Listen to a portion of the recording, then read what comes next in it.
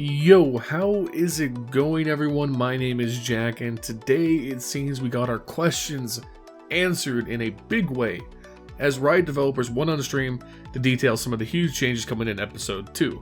From the introduction of the global leaderboards to the biggest overhaul of how we'll play ranked since its introduction, you definitely don't want to miss out on the info in this video. And with ranked about to have this huge renaissance, it's also the perfect time to elevate your game out of the medieval age as well. Go to SkillCapped.com to get access to all of our elite training modules, from improving your aim to perfecting your strats for each map. These tools will help you maximize your potential in your ranked games. So go to SkillCapped.com and unlock this potential today, link down below. Alright, let's get right into it. So on Monday, Riot held a short 1-hour live stream on the main Valorant Twitch channel. It was kind of like an interview, podcast style vibe hosted by Fiona on Fire, a familiar face in the tournament scene. Thanks to you for your moderation, dude, you did great. Various Riot developers from different teams came on to talk about new changes coming to episode 2, which should be going live today, the 12th of January. We're mostly going to focus on the competitive side of things, as that was the most substantial portion of the interview in my opinion. I would recommend you listen to this whole interview if you are interested, as there were some good nuggets in general about the design of the new agent, as well as some design philosophy going into 2021. So, if any of that interests you, the interview will be linked in the description down below, make sure you check it out. Our first big reveal here is that starting in episode 2, the long-awaited ranked leaderboards are making their debut. Now, we've had a lot of details about these leaderboards for a while now, but some new information given here is that at the end of an act, your final place in the leaderboard will be solidified and shown on your act ranked tab. So, if you become the most epic gamer and hit that number 1 in Act 5 or whatever, then that will be memorialized forever on your stats page for you to flaunt about till the end of time. Now, obviously, leaderboards are sick, but a problem for players potentially at that level of skill is that queue times are simply becoming too long. Also coming in episode 2 is the implementation of the solo duo queue restriction for immortal play. This will hopefully help alleviate some of the more egregious queue times that players like Tens have to deal with. As a mere mortal myself though, this change is cool, but I doubt I'll be taking advantage of it anytime soon, unfortunately. Are you guys excited to see leaderboards in Valorant? How many of you are going to make a run at breaking into the leaderboards when episode 2 comes out? Let me know in the comments down below. Now, leaderboards are sick, but as we've covered a lot recently, Riot has had a lot of problems, and I'm happy to report, and frankly I feel like this change was handed to us by the competitive gods.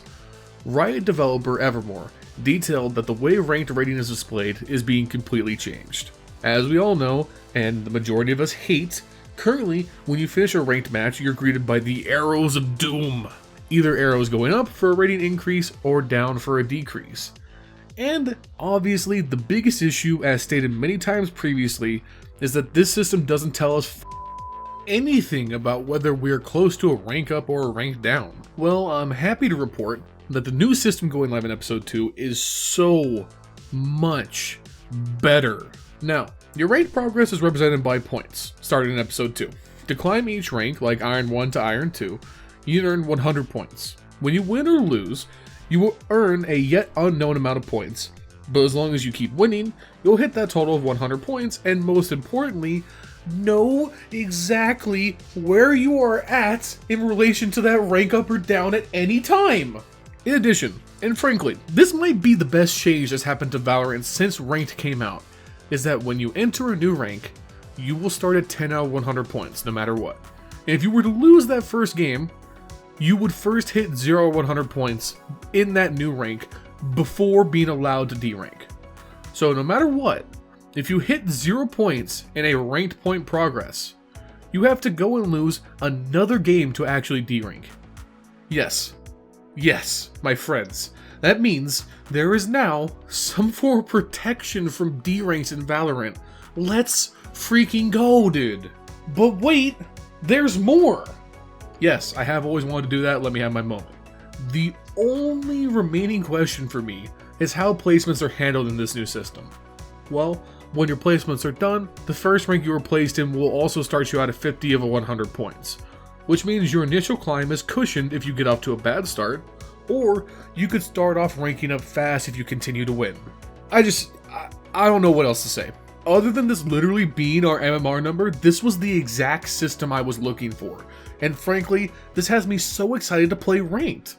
At the end of the day, I am a person who easily falls off of games or systems that I feel don't respect my time. I personally felt that the previous way that ranks were handled and the information we were given generated apathy in the player base.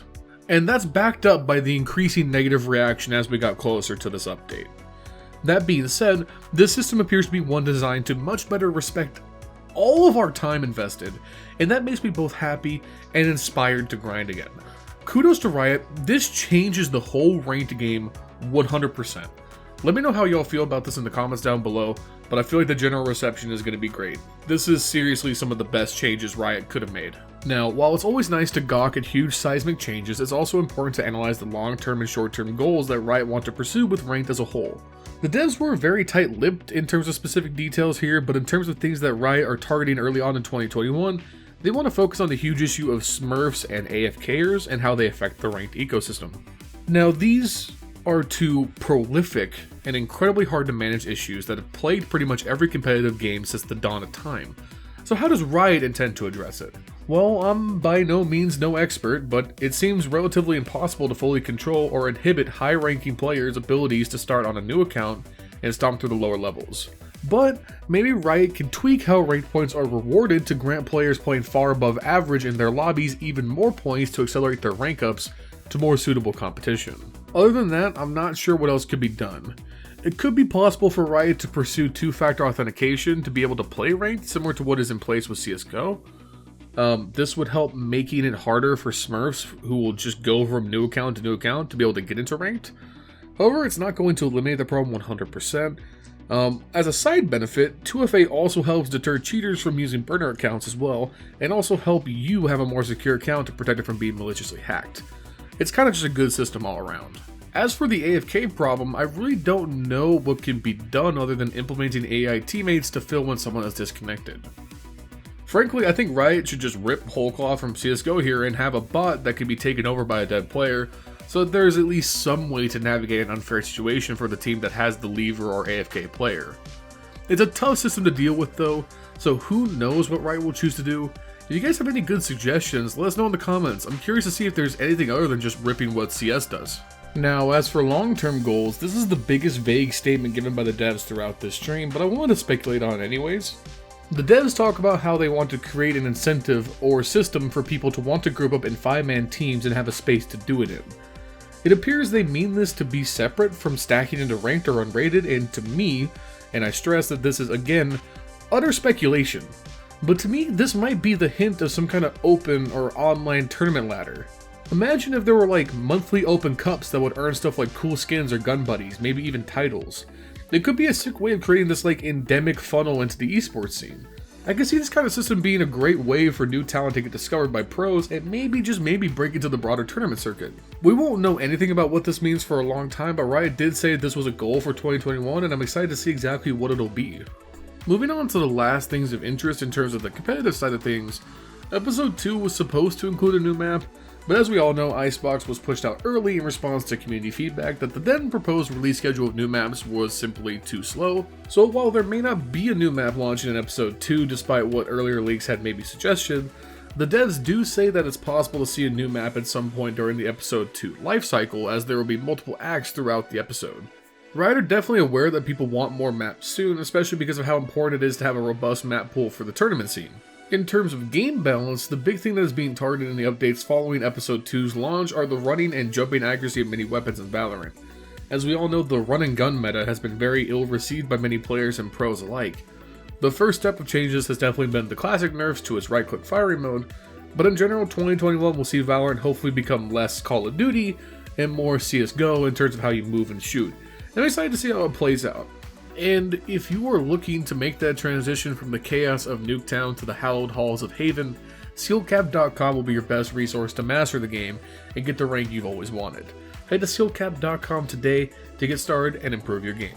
Oh boy, was that a juicy news video, my friends. I am super excited to dive into Episode 2 and continue to bring you guys the latest news you need to know as we head forward into this exciting time for Valorant. What are you guys most looking forward to trying when Episode 2 starts?